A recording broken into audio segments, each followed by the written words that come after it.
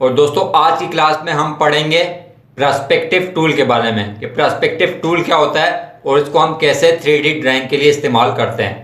अच्छा दोस्तों, जो लास्ट क्लास थी हमारी क्लास नंबर 26 जो कि स्प्रे टूल के हवाले से थी, तो उसमें मुझसे एक गलती हुई कि यहाँ देखें, यहाँ दो ऑप्शन है, एक है स्टेनर और एक है स्क्रीनर। तो मैं दोनों को स्टेनर बोल रहा था, लेकिन ये अलग अलग है। ठीक है, स्टेनर जो होता है तो वो जो है कलर के लिए इस्तेमाल होता है, जब आप अपने सैंपल को कलर देते हैं उसके लिए इस्तेमाल होता है। और स्क्रीनर जो होता है तो वो कलर्स को डल करने के लिए या फीका करने के लिए इस्तेमाल होता है। ठीक है, लेकिन कल मेरे जहन में नहीं रहा तो मैं दोनों को स्टेनर के नाम से पुकार रहा था। ठीक है, तो ये एक डाउट था जो मैंने कहा मैं आपको क्लियर कर दूं। ठीक है, कि जो कलर के लिए हम इस्तेमाल करते हैं वो स्टेनर होता है और जो कलर को डल करने के लिए इस्तेमाल होता है तो वो ये देखें नीचे स्क्रीनर है। ठीक है, अच्छा अब आ जाते हैं पर्सपेक्टिव टूल क्या चीज होती है। देखें, किसी भी चीज के 3 डायमेंशन होते हैं। अच्छा देखें, बचपन में हमने स्कूल में पढ़ा था कि अगर आप पटरी पे खड़े हो जाएं, आपको जो पटरी का ट्रैक होगा वो ऐसा महसूस होगा जैसे आगे जाके ये ट्रैक आपस में मिल रहा है। ठीक है, इसी तरह आप कभी समंदर के बीच पे चले जाएं तो देखें समंदर का जो दूसरा किनारा होता है वो तो आपको नजर नहीं आ रहा होता, लेकिन आपको ऐसा लगता है कि जैसे आसमान और समंदर एक पॉइंट पे जाके आपस में मिल रहे हैं। ठीक है, अब देखें, हमें मालूम है कि ना तो पटरी जो है तो आगे जाके मिल रही होती है और ना समंदर और आसमान आगे जाके मिल रहे होते हैं। ठीक है, ये सारा आप कह सकते हैं कि नजर का धोखा होता है। तो देखें, जिस पॉइंट पे आपको नजर आ रहा है कि ये दोनों मिल रहे हैं तो वो पॉइंट क्या कहलाता है? विनिशिंग पॉइंट। और इससे क्या चीज जाहिर होती है कि जो चीज दूर जा रही होती है वो छोटी होती जा रही होती है। ठीक है, और आपको ऐसा महसूस हो रहा है कि ये चीज आगे जाके छोटी होती जा रही है और खत्म होती जा रही है। अब इस चीज को क्या बोलते हैं? इसको बोलते हैं पर्सपेक्टिव। अब देखें, आपको स्क्रीन पे एक ये कमरा सा नजर आ रहा है। अच्छा अब देखें, विनिशिंग पॉइंट 3 टाइप के होते हैं। एक को आप समझ लें x, एक को y और एक को z। ठीक है, अब देखें x, ये जो ब्लू वाला है तो ये तो आपको समझ आ रहा है कि ये x है। ठीक है, और ये जो पिंक सा नजर आ रही है वॉल आपको कमरे की, तो ये क्या है? y है। अब एक होता है z आपको नजर नहीं आ रहा, लेकिन देखें अगर इस पॉइंट पे कोई बंदा खड़ा हो और यहां से इसको ऊपर की साइड पे देखे तो ऐसा महसूस होगा कि ये ऊपर जाके छोटा हो रहा है। या जैसे कभी आप किसी बड़ी बिल्डिंग के नीचे खड़े हो जाएं और उसको ऊपर देखें तो वो भी आपको ऐसे नजर आ रही होती है कि ऊपर जाते वक्त ये क्या हो रही है? छोटी होती जा रही है। ठीक है, तो वो क्या होता है? वो z डायमेंशन होता है। ठीक है, अब हम देखते हैं कि पर्सपेक्टिव ड्राइंग जो है तो वो हम बनाते कैसे हैं। देखें, यहां टूल बॉक्स में आ जाएं, 1 2 3 4 5 6 7 8 9 पर्सपेक्टिव ग्रिड।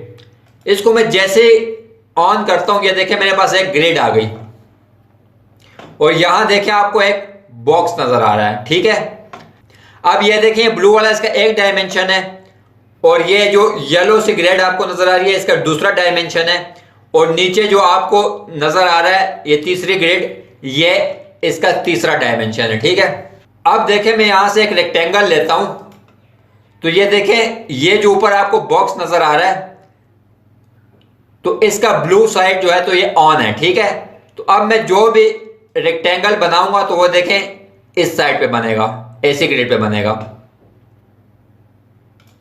अगर मैं इससे बाहर भी बनाऊं और ये वाली साइड मेरा ऑन हो ब्लू कलर का तो देखें अगर मैं बाहर भी बनाऊं तो ये इसी डायमेंशन पे मुझे रेक्टेंगल बना के देगा। ठीक है, अब ये मैंने एक दीवार बना दी, इसको सिलेक्ट करके मैं कलर कर देता हूं ग्रीन।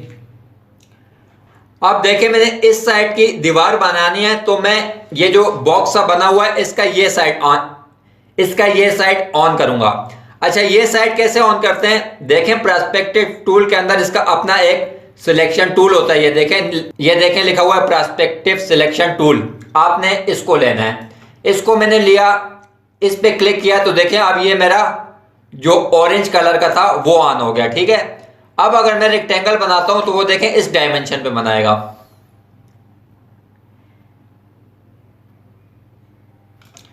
ठीक हो गया, इसको मैं कलर कर देता हूं थोड़ा सा इस टाइप का। ठीक है, अब देखें अगर कोई तीसरी चीज मैंने बनानी है तीसरे डायमेंशन पे, ठीक है, तो मैं इसके ये नीचे वाले हिस्से को देखें ऑन करूंगा।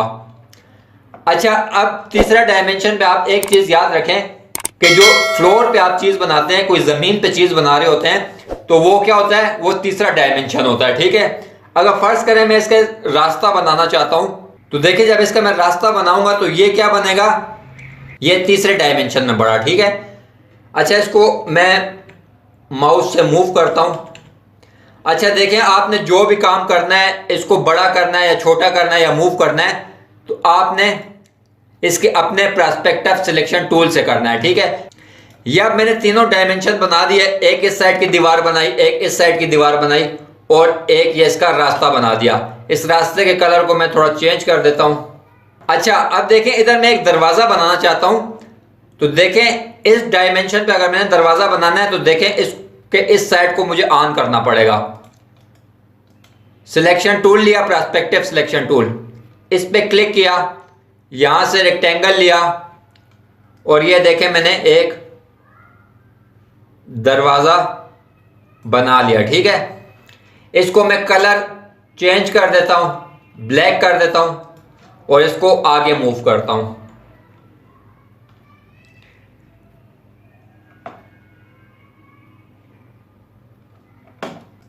देखें, आपने जो भी काम करना है इसके पर्सपेक्टिव सिलेक्शन टूल से करना है, अपने टूल्स आपने जो जो नॉर्मल सिलेक्शन टूल है वो यूज नहीं करने। ठीक है, मेरे तो बड़ा अजीब है, जो बड़ा ही नहीं होता ऑन ऑफ।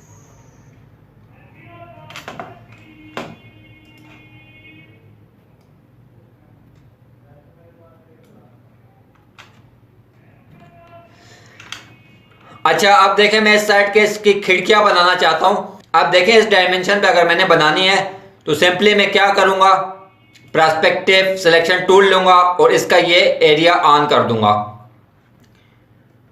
और यहां इसकी मैं विंडोज बना लूंगा। ये एक विंडो मैंने बनाई और पर्सपेक्टिव सिलेक्शन टूल लिया, आल्ट की मदद से इसकी एक कॉपी ले ली। ठीक है,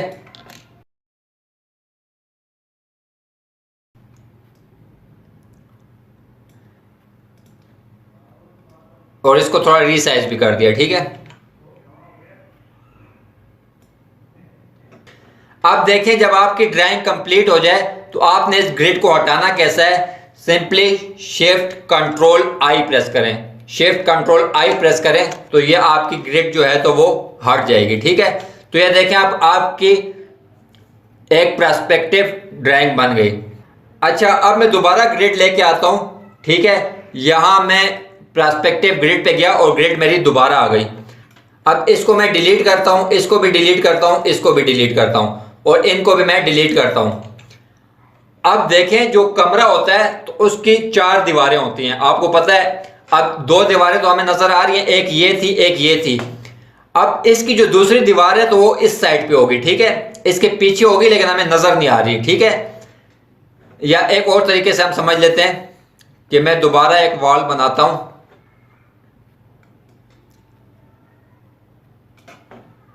अब देखिए जो ब्लू है तो इसकी दीवार कहां है, इसकी दीवार इसके पिछली साइड पे है लेकिन हमें नजर नहीं आ रही।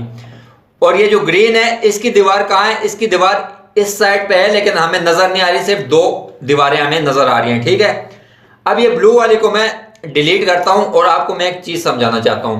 अब देखें, ये जो ग्रीन दीवार है तो इसकी अगर मैं दूसरे साइड बनाना चाहता हूं और आल्ट से इसकी कॉपी लेता हूं।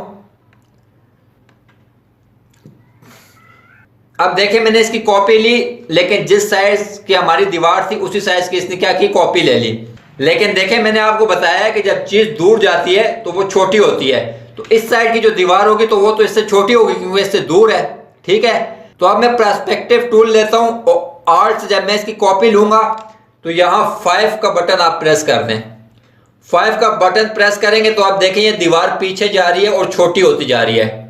ये देखें यहां चली गई और ये छोटी हो गई। ठीक है, यहां तक आपको क्लियर है। अब मैं इन सबको डिलीट करता हूं, सिलेक्ट किया डिलीट किया, सिलेक्ट किया डिलीट किया। ठीक है, अब दोबारा इस साइड पे मैं एक दीवार बनाना चाहता हूं। ये ब्लू वाला एरिया मेरा ऑन है, यहां से रेक्टेंगल ली, यहां से एक रेक्टेंगल बनाया। ठीक है, और अब ये दूसरा डायमेंशन ऑन किया और यहां एक और रेक्टेंगल बनाया। ठीक है,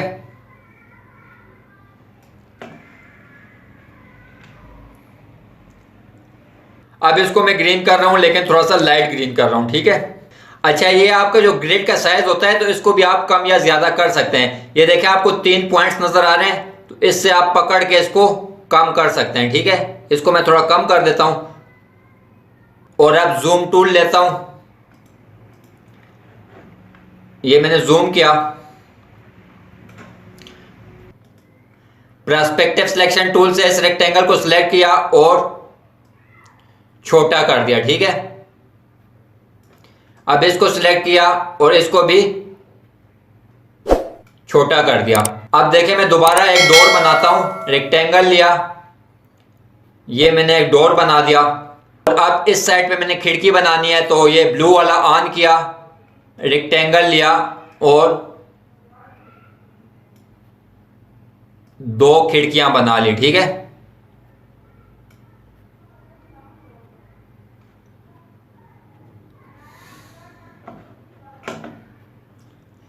अब देखें इसके ऊपर जो है यहां मैं इसकी बुर्जियां बनाना चाहता हूं, छोटी छोटी बुर्जियां बनाना चाहता हूं, ठीक है। तो देखें इस साइड पे अगर मैंने बुर्जी बनानी है तो छोटा सा एक रेक्टेंगल लिया, ये ऑरेंज वाला साइड ऑन किया और ये मैंने एक इसकी बुर्जी बना ली। इसको मैं कलर कर देता हूं ब्लू, ठीक है। इसको मैंने पर्सपेक्टिव सिलेक्शन टूल से सिलेक्ट किया, ऑल्ट से कॉपी ली और कंट्रोल डी कर दिया, ठीक है। ये अब इसकी कॉपीज बन गई। अब देखें ये ऐसे लग रहा है कि जैसे आपने कोई लोहे की प्लेटें लगाई हुई हैं, ठीक है। दीवार तो नहीं लग रही, जाहिर अगर ये दीवार है तो इसका इधर भी कुछ होना चाहिए, इस साइड पे, ठीक है। इस साइड पे भी कुछ होना चाहिए। अब देखें इस साइड की जो दीवार होगी तो उसका इंपैक्ट तो ब्लू वाला होगा, क्योंकि वो तो इस साइड की दीवार है। जिस तरह हमारी ये वाली ग्रीन है, तो इधर ये बुर्जी की जो ये दीवार होगी तो उसका इंपैक्ट ये वाला पड़ेगा, ठीक है। अब देखें ये जो पहला मेरा रेक्टेंगल है, बुर्जी है, इसकी इस साइड की मैं बनाता हूं, ठीक है। तो एक छोटा सा रेक्टेंगल दोबारा लिया और ये ब्लू वाला डायमेंशन ऑन किया और यहां एक रेक्टेंगल बना दिया, ठीक है। पर्सपेक्टिव सिलेक्शन टूल लिया और इसको थोड़ा छोटा कर दिया। इसको थोड़ा कलर भी मैं डिफरेंट कर देता हूं। अब देखें ये जो बुर्जी हैं तो ये आपको ऐसे लग रही है जैसे आपने क्या रखी हुई है, कोई प्लेटें रखी हुई हैं, ठीक है। अब जाहिर है ये दीवार तब लगेगी जब ये दीवार इसके साथ यहां जुड़ जाएगी, ठीक है। अब इसको आल्ट से मैं कॉपी लेता हूं और मैंने आपको बताया था कि 5 प्रेस करना है। 5 प्रेस किया तो ये देखें आगे जाके छोटी हो रही है और ये इसके साथ जुड़ गई। अब मैं काटता हूं कंट्रोल डी,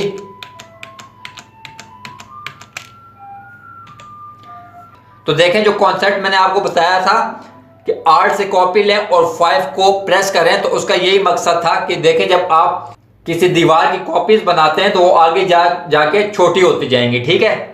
अब देखें इसकी मैं कॉपी लेता हूं, आर्ट से कॉपी ली, कंट्रोल डी कर दिया। अब देखें इस साइड पे जो दीवार होगी तो उसका इंपैक्ट ये वाला होगा, ऑरेंज वाला, ठीक है। जाहिर है वो बनेगी तो इधर, लेकिन उसका साइड जो होगा तो वो ऑरेंज वाले डायमेंशन की साइड पे होगा, ठीक है। अब आर्ट से मैं इसकी कॉपी लेता हूं और कंट्रोल डी कर दिया।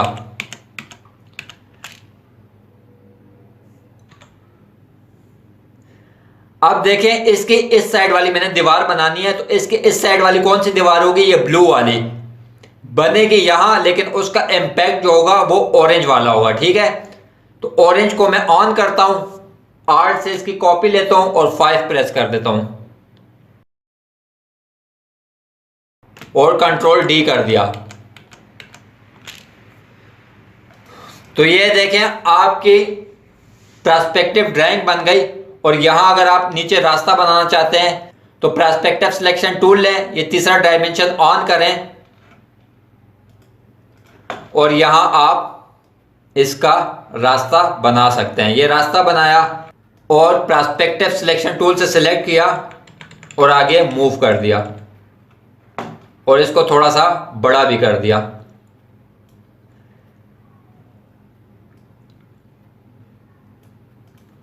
और अब मैं ग्रिड हटाता हूँ, शिफ्ट कंट्रोल आई किया, ये ग्रिड हट गई और ये मेरे पास एक पर्सपेक्टिव ड्राइंग आ गई। ठीक है, अच्छा देखें, जो पर्सपेक्टिव ग्रिड वाला काम है ये इतना आसान नहीं, इसमें आपको बहुत सी चीजों का ध्यान रखना पड़ता है। ठीक है, एक तो आपने सिलेक्शन टूल इसमें अपना यूज नहीं करना है, बल्कि इसका अपना जो सिलेक्शन टूल है, पर्सपेक्टिव सिलेक्शन टूल, वो हर काम के लिए इस्तेमाल करना है। चीजों को रिसाइज करने के लिए, चीजों को मूव करने के लिए इसका अपना टूल आपने सिलेक्शन का जो है तो वो इस्तेमाल करना है। दूसरी बात ये, अगर ग्रिड आपने लेके आनी है तो सिंपली ग्रिड तो आप यहां से ले आएंगे, पर्सपेक्टिव ग्रिड करेंगे तो आ जाएगी। ठीक है, अगर इससे जान छुड़ानी है तो शिफ्ट कंट्रोल आई करना है।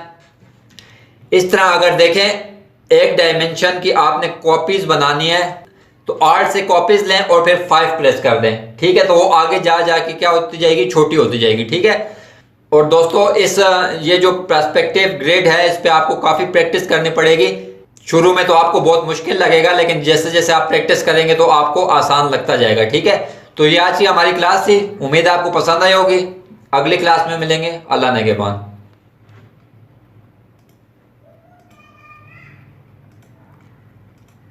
इस देख होने बनी भी एक ना सही।